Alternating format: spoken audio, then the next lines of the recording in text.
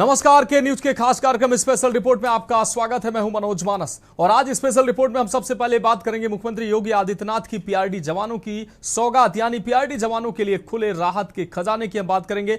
वहीं बात होगी मिशन 2027 को लेकर देवभूमि में धाकड़धामी के चुनावी महाप्लान पर हमारी खास रिपोर्ट देखिए। साथ ही हम पेश करेंगे झारखंड में 24 दिन बाद खत्म हुए छात्र आंदोलन के बाद कहीं खुशी कहीं गम के माहौल पर खास रिपोर्ट आपको दिखाएंगे। और चलते चलते बात जेन अल्फा के आक्रोश की हम आपको स्टोरी दिखाएंगे। तो चलिए अब चलते हैं खबरों के विस्तार में और पहली अहम रिपोर्ट का रुख करते हैं।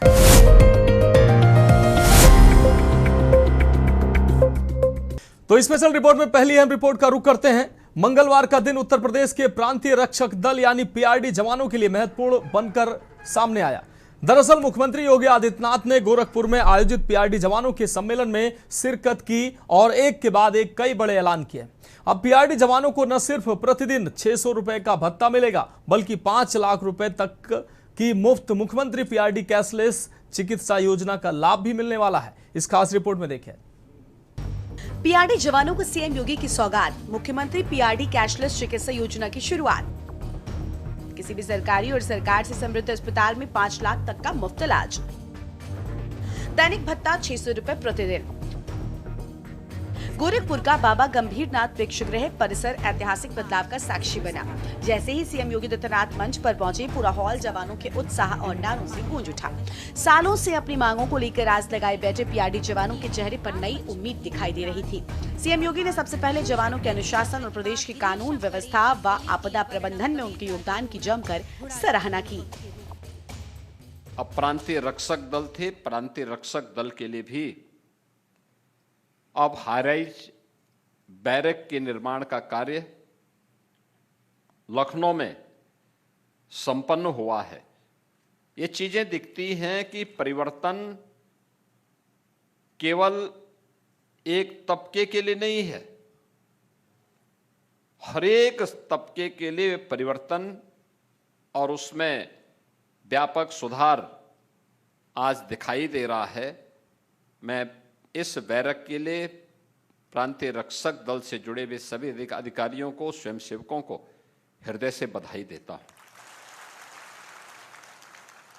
आज हम सब आपके लिए एक विशेष प्रयोजन से आए हैं। मुख्यमंत्री कैशलेस की सुविधा 31,000 से अधिक जो प्रांतीय रक्षक दल के स्वयंसेवक हैं, इन सबको उपलब्ध करवाने के लिए। आपको बता दें कि मुख्यमंत्री योगी आदित्यनाथ ने मंच से जवानों को संबोधित करते हुए बड़ी घोषणा की। अब उत्तर प्रदेश के पीआरडी जवानों को किसी भी गंभीर बीमारी या दुर्घटना के समय इलाज के लिए भटकना नहीं पड़ेगा। मुख्यमंत्री पीआरडी कैशलेस चिकित्सा योजना के तहत हर जवान को 5 लाख तक का मुफ्त इलाज मिलेगा। ये सुविधा प्रदेश के सभी सरकारी अस्पतालों और सरकार द्वारा एम्पैनल्ड प्राइवेट हॉस्पिटल्स में मान्य होगी। इतना ही नहीं, जवानों के मानदेय में सुधार करते हुए अब प्रतिदिन का भत्ता 600 कर दिया गया है। सीएम योगी के इस कदम से प्रदेश भर के हजारों पीआरडी जवानों और उनके परिवारों में जीवन में आर्थिक स्थिरता और स्वास्थ्य सुरक्षा का नया सवेरा आया है। ट्रैफिक की व्यवस्था का संचालन करने का कार्य हो या फिर राजस्व से जुड़े हुए मामलों में प्रशासन और पुलिस का सहयोग करने के लिए हर एक स्तर पर जहां भी लगा दिया, चुनाव की ड्यूटी हो या फिर किसी अन्य सामान्य प्रयोजन से, इन सभी कार्यक्रमों में एक साथ जुड़ करके लग करके प्रांतीय रक्षक दल ने अपनी जो सेवाएं प्रदान की हैं, उन सेवाओं के प्रति उनको धन्यवाद देते हुए आज राज्य शासन की ओर से आपको 5 लाख रुपए की प्रतिवर्ष स्वास्थ्य बीमा का कवर उपलब्ध करवाया जा रहा है। और किसी भी सरकारी इम्पैनल्ड हॉस्पिटल में आप जाकर के, निजी क्षेत्र के इम्पैनल्ड हॉस्पिटल में जाकर के आप अपने परिवार का भी उपचार उस 5 लाख रुपए में करवाने के लिए स्वतंत्र होंगे। इसके लिए उत्तर प्रदेश सरकार ने सुविधा आज आप सभी 31,000 स्वयंसेवकों को प्रदान किया है। बता दें कि उत्तर प्रदेश में सुरक्षा और व्यवस्था को सुदृढ़ करने में प्रांतीय आरक्षक दल की भूमिका हमेशा से अहम रही है। चाहे कुंभ मेला हो, महाशिवरात्रि का पर्व हो या फिर आपदा के समय राहत कार्य, पीआरडी के जवान हमेशा अग्रिम पंक्ति में तैनात रहते हैं। सीएम योगी आदित्यनाथ ने इस बात पर जोर दिया कि प्रदेश की सुरक्षा में योगदान देने वाले हर एक जवान का कल्याण राज्य सरकार की प्राथमिक जिम्मेदारी है। हर वर्ष होगी, ऐसा नहीं कि एक ही बार, हर वर्ष इसमें सरकार की ओर से आपको ये सुविधा उपलब्ध करवाई जा रही है, क्योंकि आपने जिस अनुशासन के साथ, जिस समर्पण के साथ और जिस सेवा भाव के साथ अपने कार्यों को प्रदेश के अंदर देकर के प्रदेश की प्रगति में, प्रदेश के आयोजनों को सफलतापूर्वक संपन्न करने में, बाढ़ हो या सूखा, महाकुंभ हो या दीपोत्सव का आयोजन, देव दीपावली हो या फिर रंगोत्सव का, बरसाना का कार्यक्रम, इन सभी आयोजनों में शांति काल में। बहरहाल इस फैसले के बाद पीआरडी जवानों का मनोबल एक नए शिखर पर पहुंचेगा। गोरखपुर में सीएम योगी आदित्यनाथ का ये संदेश साफ है कि उत्तर प्रदेश सरकार अपने हर उस कर्मचारी और जवान के साथ खड़ी है जो प्रदेश की सेवा में अपना योगदान दे रहा है। 600 रुपए प्रतिदिन भत्ता और 5 लाख तक का कैशलेस स्वास्थ्य बीमा पीआरडी जवानों के समर्पण का ये एक बड़ा सम्मान है। स्पेशल डेस्क के न्यूज इंडिया। तो स्पेशल रिपोर्ट में अब बात अगली अहम रिपोर्ट की करेंगे। देवभूमि उत्तराखंड में 2027 के चुनावी सवर की बिसात अभी से बिछनी शुरू हो गई है। भारतीय जनता पार्टी ने सत्ता की हैट्रिक लगाने के लिए अपनी पूरी ताकत झोंक दी है और इस पूरे मिशन की कमान खुद संभाली है मुख्यमंत्री पुष्कर सिंह धामी ने। राजधानी देहरादून स्थित बीजेपी प्रदेश कार्यालय में मंगलवार को हलचल दिखी, जहां टिहरी लोकसभा क्षेत्र की एक हाई लेवल समीक्षा बैठक आयोजित की गई। इस बैठक में सीएम धामी ने न सिर्फ सांसदों, विधायकों और पार्टी के शीर्ष पदाधिकारियों के साथ संगठनात्मक गतिविधियों का हिसाब किताब लिया, बल्कि मिशन 2027 को फतेह करने के लिए बूथ जीतो चुनाव जीतो का महामंत्र भी दिया। इस खास रिपोर्ट में देखें। देवभूमि उत्तराखंड में चुनावी बिगुल अभी से बच चुका है। 2027 के विधानसभा चुनाव को फतेह करने के लिए भारतीय जनता पार्टी ने अपनी रणनीतिक बिसात बिछाना शुरू कर दिया है। राजधानी देहरादून के भाजपा प्रदेश कार्यालय में हलचल दिखी। आपको बता दें कि इस पूरी मुहिम की कमान खुद मुख्यमंत्री पुष्कर सिंह धामी ने संभाल रखी है। भाजपा प्रदेश कार्यालय में टिहरी लोकसभा क्षेत्र की बेहद महत्वपूर्ण समीक्षा बैठक में मुख्यमंत्री पुष्कर सिंह धामी की मौजूदगी ने स्पष्ट संदेश दिया है कि संगठन की मजबूती ही सरकार की सफलता की कुंजी है। बैठक के दौरान टिहरी लोकसभा के तहत आने वाले तमाम क्षेत्रों की संगठनात्मक गतिविधियों की बिंदुवार समीक्षा की गई। मुख्यमंत्री धामी ने खुद पदाधिकारियों से एक एक क्षेत्र का फीडबैक लिया और संगठन को और अधिक सशक्त, सक्रिय और गतिशील बनाने के स्पष्ट निर्देश दिए। आपको बता दें कि भाजपा की चुनावी रणनीति का सबसे मजबूत स्तंभ माना जाता है उसका बूथ प्रबंधन, और सीएम धामी ने इस बैठक में इसी मूल मंत्र पर सबसे ज्यादा जोर दिया। धामी ने साफ कहा कि पार्टी की असली ताकत उसके धरातल पर काम करने वाले कार्यकर्ता हैं। बूथ स्तर तक पार्टी की संरचना को लोहे की तरह मजबूत करने वाले पन्ना प्रमुखों को सक्रिय करने और कार्यकर्ताओं व नेतृत्व के बीच बेहतर समन्वय स्थापित करने के लिए विस्तृत खाका तैयार किया गया है। आने वाले दिनों में चलने वाले संगठनात्मक कार्यक्रमों और अभियानों की प्रभावी रूपरेखा भी इस बैठक में तय की गई। किस तरह की चीजें क्या कुछ चर्चा? देखिए, चूँकि हम लोग ये क्रमवार ऐसी बैठकें लगातार कर रहे हैं। पहले हमने नगर पालिकाओं, मेयर, नगर पंचायतों के अध्यक्ष, जिला पंचायतों के अध्यक्ष, ब्लॉक प्रमुख और हमारे दायित्ववान कार्यकर्ता, हमारे फिर मंडलों के सभी मंडल अध्यक्ष, जिला अध्यक्ष और कुमाऊं संभाग में ये प्रत्येक संसदीय क्षेत्र के अनुसार वहाँ के विधायकों और सांसदों के साथ कर रहे हैं। तो आज उसी क्रम में यहाँ की बैठक है। सभी प्रकार की समीक्षाएं हो जाएंगी उसमें और उनका फीडबैक भी मिल जाएगा और जो काम हमको करने हैं आने वाले समय में उन सभी कामों को करेंगे। मानसून का ये समय चल रहा है, इस समय में हमारे सभी कार्यकर्ता, हमारे सभी जनप्रतिनिधि मिलकर जनता की सेवा करेंगे और समयबद्ध तरीके से जो काम और हो सकते हैं उन कामों को प्राथमिकता से लेकर आगे बढ़ाएंगे। जाहिर है कि मिशन 2027 का रास्ता विकास और जन कल्याण से होकर गुजरता है। बैठक में मुख्यमंत्री धामी ने पदाधिकारियों से आह्वान किया कि केंद्र की मोदी सरकार और उत्तराखंड की राज्य सरकार की तमाम जन कल्याणकारी योजनाओं का लाभ अंतिम छोर पर खड़े व्यक्ति तक पहुंचे। पार्टी की विचारधारा और सरकार की नीतियों को घर घर तक पहुंचाने के लिए विशेष जनसंपर्क अभियानों की रणनीति बनाई गई, ताकि जनता के बीच सरकार के कामों का सीधा और सकारात्मक प्रभाव दिखे। इस मौके पर सीएम धामी ने कहा कि देवभूमि की जनता का आशीर्वाद हमेशा भारतीय जनता पार्टी के साथ रहा है। बैठक में टिहरी लोकसभा क्षेत्र के अपने सभी कार्यकर्ताओं और जनप्रतिनिधियों के साथ संगठन को और मजबूत करने पर चर्चा की। हमारी सरकार की योजनाओं को जन जन तक पहुंचाना और बूथ स्तर तक संगठन को सक्रिय रखना हमारी प्राथमिकता है। 2027 के लिए पार्टी पूरी तरह से एकजुट और तैयार है। राजनीतिक विश्लेषकों की माने तो चुनाव में भले ही समय हो, लेकिन मुख्यमंत्री पुष्कर सिंह धामी का ये आक्रामक और सक्रिय अंदाज भाजपा के लिए बेहद फायदेमंद साबित हो सकता है। लगातार लोकसभावार और क्षेत्रवार समीक्षा बैठकें करके सीएम धामी न केवल सरकार और संगठन के बीच की दूरी खत्म कर रहे हैं, बल्कि पार्टी कैडर में एक नया उत्साह भी भर रहे हैं। धाकड़ धामी की छवि और उनके कड़े फैसलों के दम पर बीजेपी देवभूमि में अपनी स्थिति को अवैध बनाने में जुट गई है। बहरहाल देहरादून की इस महत्वपूर्ण बैठक ने यह साफ कर दिया है कि भाजपा चुनाव मोड में आ चुकी है। टिहरी से शुरू हुई यह समीक्षा की श्रृंखला अब प्रदेश के अन्य हिस्सों में भी आगे बढ़ेगी। मुख्यमंत्री पुष्कर सिंह धामी के नेतृत्व में भाजपा का मिशन 2027 देवभूमि की राजनीति में क्या नए आयाम स्थापित करता है, ये देखना दिलचस्प होगा। स्पेशल डेस्क, के न्यूज इंडिया। तो फिलहाल स्पेशल रिपोर्ट में वक्त एक अहम ब्रेक का है। ब्रेक के बाद अगली रिपोर्ट का रुख करेंगे।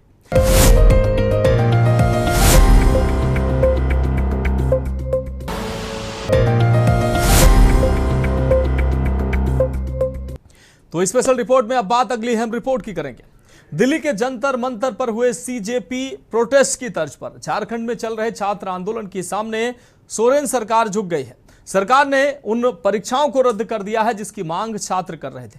यानी यही नहीं, सरकार ने 2014 से अब तक की परीक्षा भर्ती की जांच सीआईडी से कराने की बात कही है, लेकिन सरकार का यह फैसला सरकार के गले की फांस बन गया है। रद्द की गई परीक्षाओं में सफल छात्र सरकार के विरोध में उतर आए हैं। ये रिपोर्ट देखिए।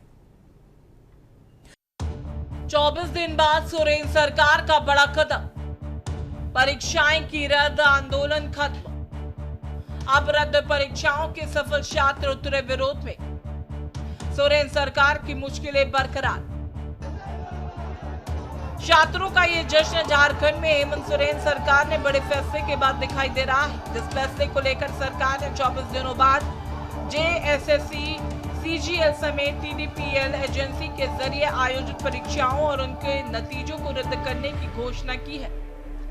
साथ ही वर्ष 2014 में अब तक हुई भर्ती परीक्षाओं में गड़बड़ियों की सीआईडी जांच के निर्देश दिए गए हैं। सरकार के इस फैसले से प्रदर्शन कर रहे छात्र बेहद खुश हैं। को पटाक्षेप करने के लिए हम लोगों ने कैबिनेट की विशेष बैठक की। इस बैठक में उन सभी चीजों का समाधान निकालते हुए हम लोगों ने निर्णय लिया है कि टीडीपीएल द्वारा किए गए परीक्षाएं टीडीपीएल के द्वारा प्रकाशित रिजल्ट और टीडीपीएल द्वारा जो भी अभ्यर्थी चुने गए हैं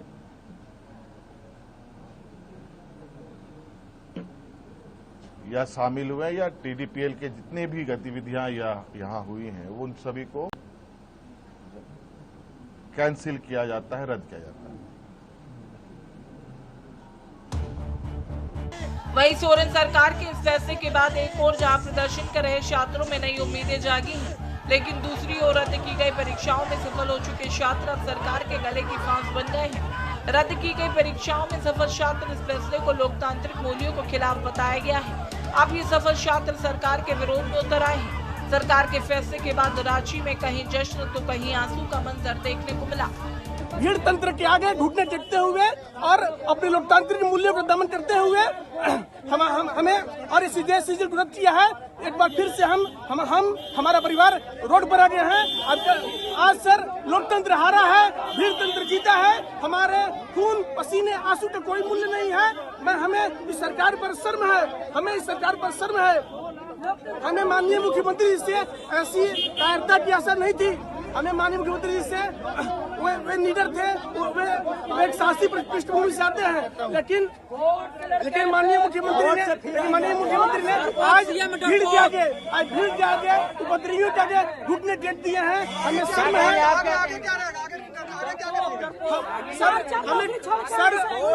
हमने कोर्ट से लड़कर मुक्ति पाई थी, आगे हम कोर्ट की रुख करेंगे और लोकतंत्र हमारे पास जो भी जायज रास्ता है हम वो अभी अपनाएंगे। मुख्यमंत्री हेमंत सोरेन ने कैबिनेट बैठक के बाद जेएसएससी, सीजीएल समेत पर संबंधित परीक्षाओं की अनियमितताओं की जांच के लिए रिटायर्ड जज की अध्यक्षता में कमेटी बनाने का भी फैसला लिया। पोर्टल के जरिए मिलने वाली शिकायतों को विशेषज्ञों की टीम के सामने रखने की व्यवस्था भी की गई है। दिल्ली के जंतर मंतर की तर्ज पर हो रहे झारखंड के इस विश्व यात्रा आंदोलन पर विपक्षी दल इतने मुखर नहीं दिखाई दिए जितना कि दिल्ली आके सीजेपी आंदोलन में थे। ऐसे में राहुल गांधी का मानना जा रहा है कि राहुल गांधी की सलाह के बाद सोरेन सरकार ने फैसला लिया है। फैसले की तारीफ तो हो रही है, लेकिन इस फैसले के बाद हो रहा विरोध एक मुसीबत मोल लेने जैसा है। स्पेशल डेस्क के न्यूज़ इंडिया। तो स्पेशल रिपोर्ट में अब अगली रिपोर्ट की बात करेंगे। एक दौर था जब अपने हक की आवाज उठाने के लिए सड़कों पर कर्मचारी उतरते थे, मजदूर उतरते थे, महिला संगठन उतरते थे और हाल के दिनों में आपने युवा पीढ़ी यानी जेन जी को भी अपने अधिकारों और भविष्य के सवालों को लेकर आंदोलन करते देखा। लेकिन अब तस्वीर बदल रही है। अब उन नन्ही अबोध आंखों में भी सवाल हैं जो कभी स्कूल की किताबों में अपना भविष्य तलाश रही हैं। अब जेन अल्फा यानी 2013-14 के आसपास जन्मी वो पीढ़ी जो प्राथमिक माध्यमिक कक्षाओं में पढ़ रही है, स्कूल की व्यवस्था पर सवाल उठा रही है। ये रिपोर्ट देखिए। देश ने कर्मचारी संगठनों के आंदोलन देखे, मजदूरों की आवाज सुनी, महिलाओं के संघर्ष देखे और हाल के वर्षों में जनरेशन जी के युवाओं को अपने हक और भविष्य के लिए सड़कों पर उतरते भी देखा। लेकिन अब जो तस्वीरें सामने आ रही हैं वो कहीं ज्यादा गंभीर हैं, क्योंकि अब अपनी समस्याओं को लेकर आवाज उठाने वाले वो बच्चे हैं जिन्हें हमने अब तक सिर्फ स्कूल की कक्षा, किताब और खेल के मैदान में देखा है। ये है जनरेशन अल्फा और सवाल ये है कि आखिर ऐसी क्या वजह है कि पढ़ने लिखने की उम्र में इन बच्चों को अपनी मांगों के लिए प्रदर्शन करना पड़ रहा है। ये तस्वीरें सिर्फ बच्चों के प्रदर्शन की नहीं है, ये उस बेचैनी की तस्वीर है जो स्कूल की चार दीवारी से निकलकर अब सड़क तक पहुंच गई है।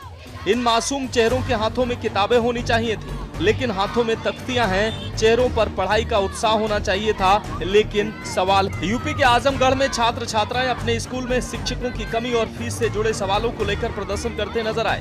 आरोप है कि कॉलेज में कई विषयों के शिक्षक ही नहीं हैं, जबकि बोर्ड परीक्षाएं नजदीक हैं। यानी जिन बच्चों को परीक्षा की तैयारी करनी चाहिए उन्हें अपने शिक्षकों के लिए आवाज उठानी पड़ रही है।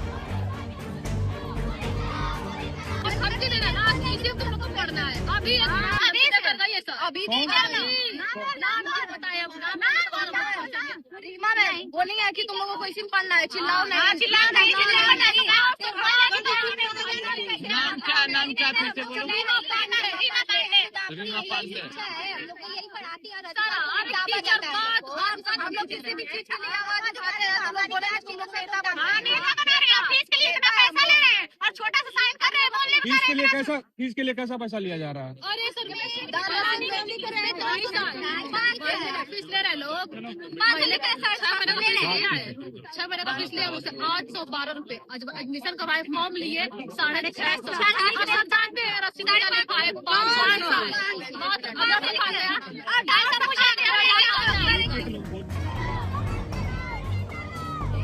प्रदर्शन कर रही छात्राओं ने कॉलेज प्रशासन पर धमकाने का भी आरोप लगाया है। छात्राओं का कहना है कि उन्हें पढ़ाई के लिए शिक्षक चाहिए, लेकिन उनकी बात सुनी नहीं जा रही है और बच्चों ने जो नारा लगाया वो इस पूरे मामले की गंभीरता बताने के लिए काफी है। सोचिए, जिस उम्र में बच्चे केमिस्ट्री की किताब में रासायनिक समीकरण हल करने चाहिए, उस उम्र में बच्चा ये सवाल पूछ रहा है कि आखिर उसे पढ़ाने वाला शिक्षक कहाँ है।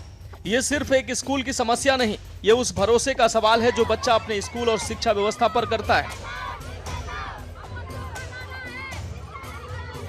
और अब तस्वीर देखिए कन्नौज के छिबरामऊ इलाके के अकबरपुर की। यहाँ तेज बारिश के बाद सरकारी कंपोजिट विद्यालय का परिसर ही नहीं, स्कूल के कमरों तक में घुटनों तक पानी भर गया है। बच्चे स्कूल के बाहर खड़े हैं, कक्षाएं प्रभावित हैं और पानी में सरकारी दस्तावेज भी खराब हो गए। जर्जर भवन के बीच बच्चों के लिए सांप, बिच्छू और दूसरे जहरीले जीवों को खतरा भी बना हुआ है। शिक्षक खुद पानी में उतरकर जल निकासी की कोशिश करते दिखाई दिए हैं। प्रधानाचार्य का दावा है कि अधिकारियों को कई बार शिकायत दी, लेकिन समस्या का स्थायी समाधान नहीं हुआ। फिलहाल बच्चों को पंचायत कार्यालय में पढ़ाने की बात कही गई है। तो विद्यालय में पानी भरा, ये सब बच्चे हमने इतने प्रयास करे, डीएम साहब को दिए, डीएम साहब लिख के दिया, हमने दिया, हमारे काली पन्नौदा बीएसए साहब सब मिल के दिया, इसका कोई समझौता नहीं हो रहा। हम क्या कराएं? हम तो प्रधान आते जेसीबी चला पानी निकासी करा रहे, और कब तक कराए निकासी? ऐसा कोई बेट है ना जो नाला बनाए, करीब करीब 500 मीटर नाला है। स्थायी कोई समाधान नहीं है। कोई समाधान नहीं। हमने सबको लिख के दिया, फर्दर प्रयास किए, पूरे कॉलेज के शिक्षक जितने मास्टर लोग उनने कहा, सबने कहा, हमने अपने 3 बार तहसील दिवस में दिया, उसका कोई समाधान नहीं हो रहा। और जबकि हमारे स्कूल में 3 से बच्चा पढ़ रहे हैं, कम जूनियर और प्राइमरी कम्युनिटी विद्यालय है। तो ये पानी बारिश में भरता है कि वैसे? केवल बारिश है। सांप कीड़ा भी रहते होंगे इसमें? बिल्कुल रहते हैं। हमने आई बार का नाला बनाए थे, उन्हें सुनी नहीं रहे। बिल्डिंग इसकी जर्जर हो गई, पानी टपकता है। बिल्डिंग गिर जाएगी, बच्चों को हादसा हो जाएगा।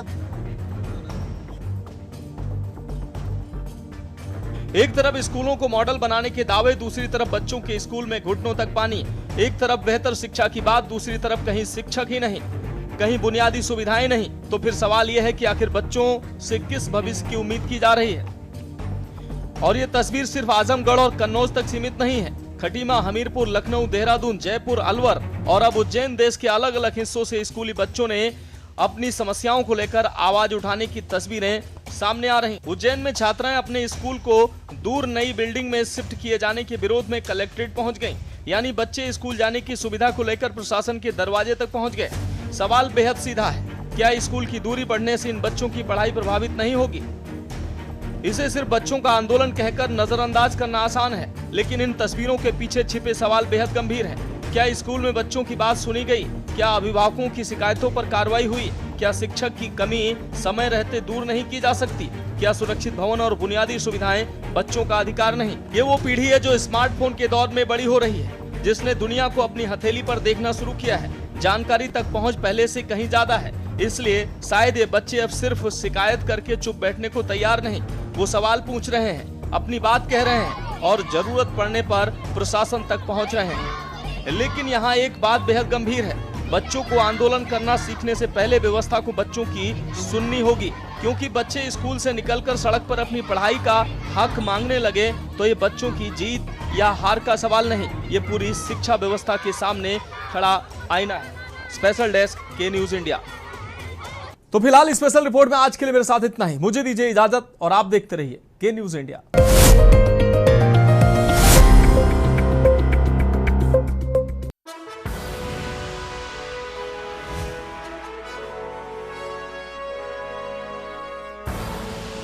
आप देख रहे हैं के न्यूज, खबरों का